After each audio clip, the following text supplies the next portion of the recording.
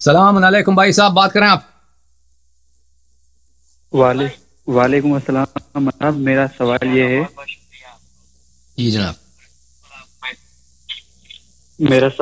آپ سے کہ جو عمری لوگ ہیں وہ کہتے ہیں کہ حضرت امام حسین علیہ السلام اور بی بی شہر بانو کا نکاح عمر نے پڑھایا تھا۔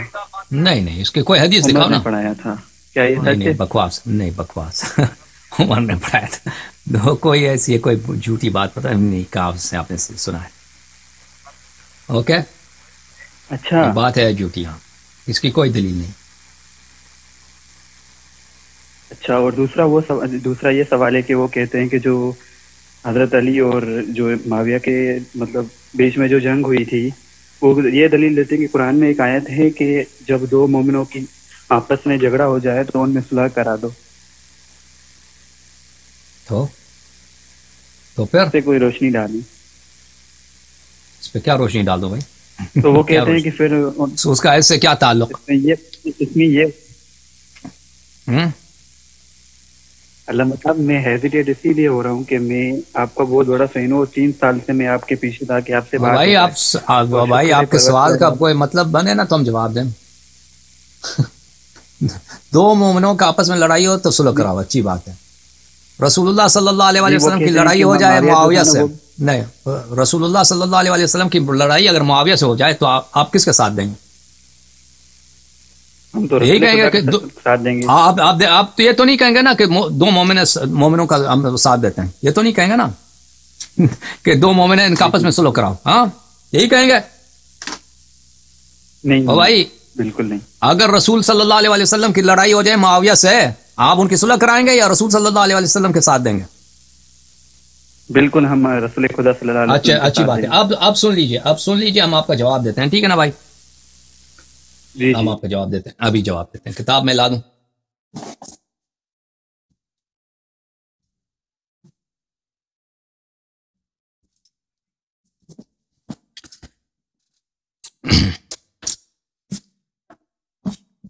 یہ کتاب ہے سنن اللہ یاری، سنن ابن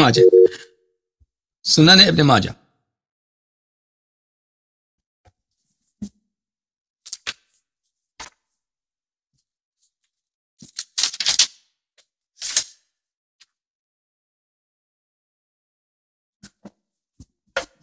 اچھا، اوپر والا کیمرہ سے کام نہیں کر رہا، میں آپ کو اسکین دکھاتا ہوں، ایک منٹ اسکین دکھاتا ہوں۔ کتاب لانا ابھی جو ہے فضول رہا، کیونکہ میں نے آج کچھ یہاں پہ تبدیلیاں لائی ہیں،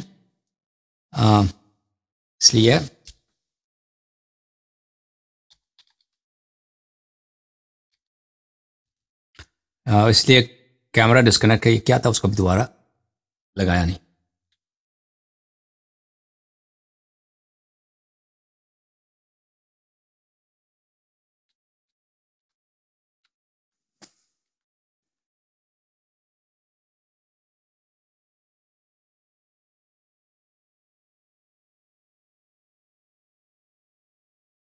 اچھا، یہ کتاب ہے عزیزو سنن ابن ماجہ، چاپ دار الفکر، بیروت لبنان، سنہ 2003، یہاں پہ صفحہ نمبر 54، حدیث نمبر 145۔ زید بن ارقم روایت فرماتے ہیں کہ نبی کریم امین صلی اللہ علیہ وآلہ وسلم نے فرمایا، کن سے خطاب ہو کر؟ علی و فاطمہ والحسن والحسین علیہم السلام، ان سے خطاب کر کے فرمایا، انا سلم لمن سالمتم و حرب لمن حاربتم، جو شخص آپ سے لڑے میں ان کے خلاف حرب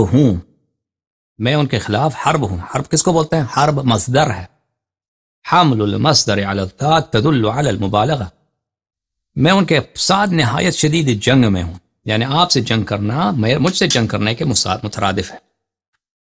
اس حدیث کی اسانید بہت زیادہ ہیں، اب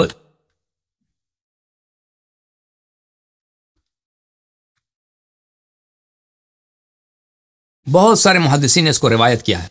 اچھا، ابن ابی شیبہ نے المصنف والآثار میں روایت کیا ہے، مستدرک نے، حاکم نے مستدرک میں روایت کیا ہے، اللہ آپ کا بھلا کرے، ترمذی نے اپنے سنن میں روایت کیا ہے،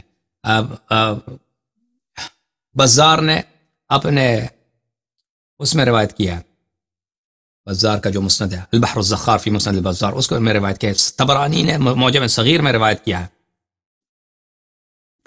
اچھا اس کے علاوہ میں اللہ آپ کے بلاغ،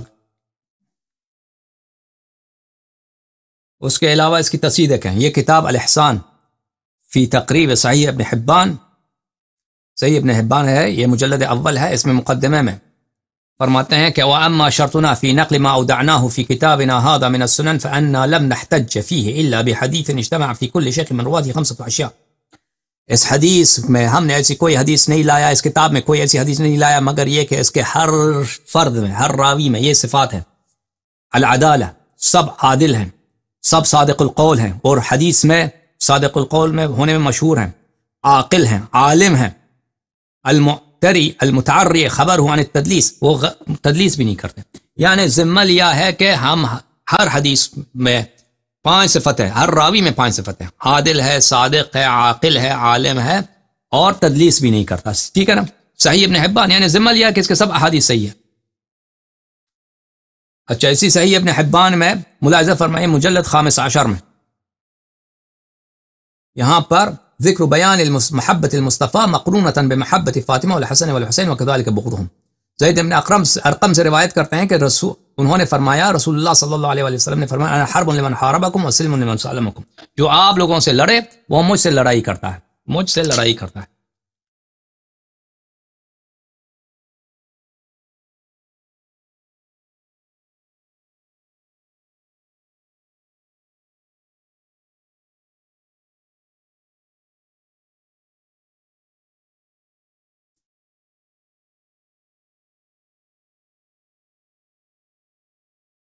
تو پھر جو امیر المؤمنین علیہ الصلوۃ والسلام سے لڑے وہ رسول اللہ صلی اللہ علیہ وآلہ وسلم سے لڑائی کرتا ہے، ٹھیک ہے نا، لڑائی کرتا ہے۔ اور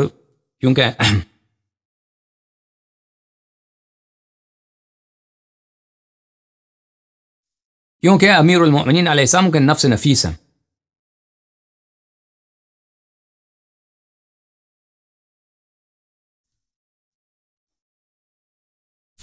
اور جناب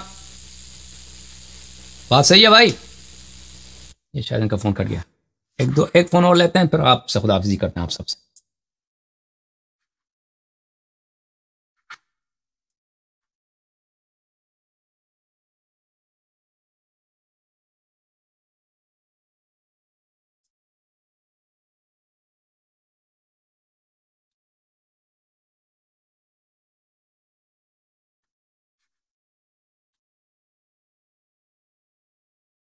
جی جناب السلام علیکم۔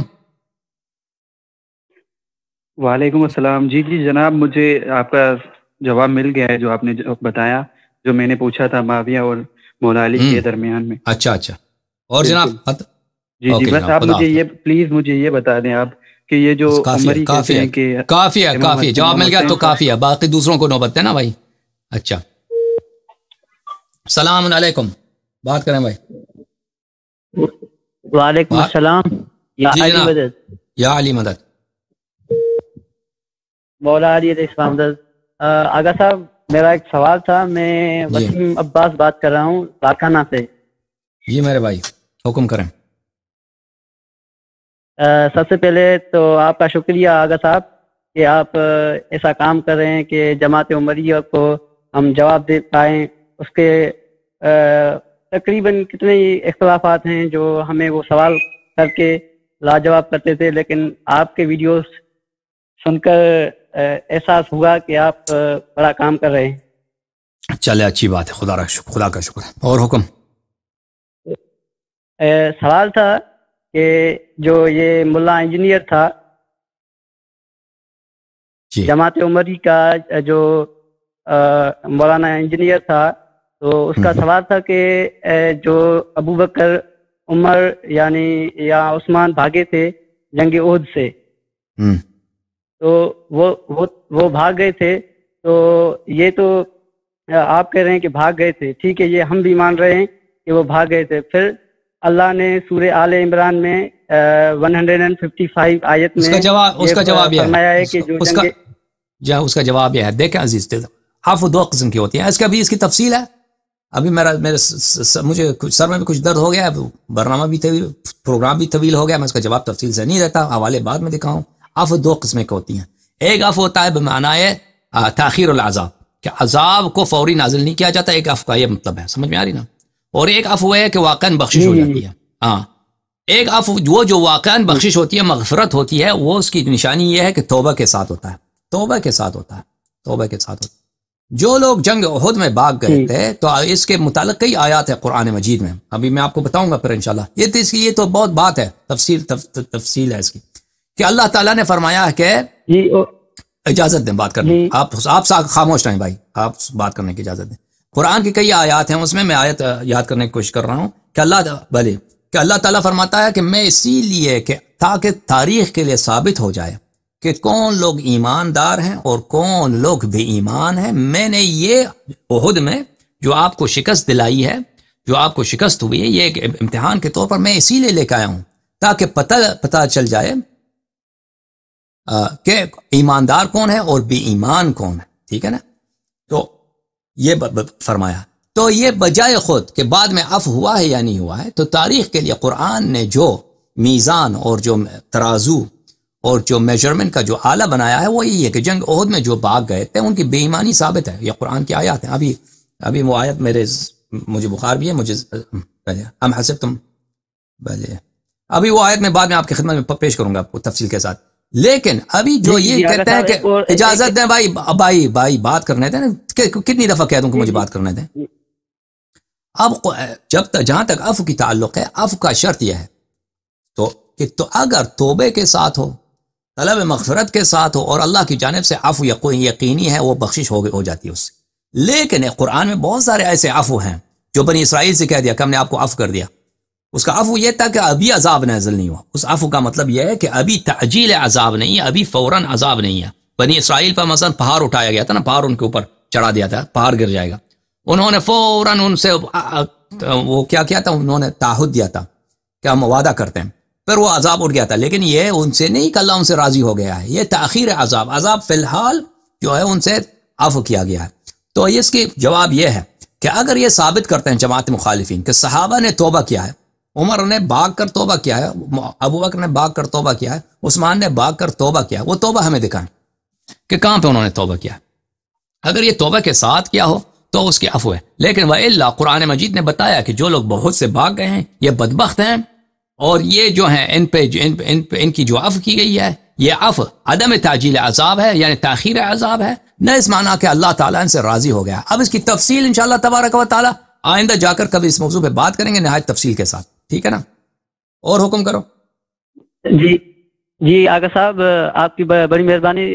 اس حوالے سے آپ تفصیل سے یہ جو ہے نا آیت کو تفسیر کے حوالے سے بتا دیجیے گا اگلے ویڈیو میں. اور دوسرا سوال یہ تھا کہ جب آپ نہیں بس کافی ہے.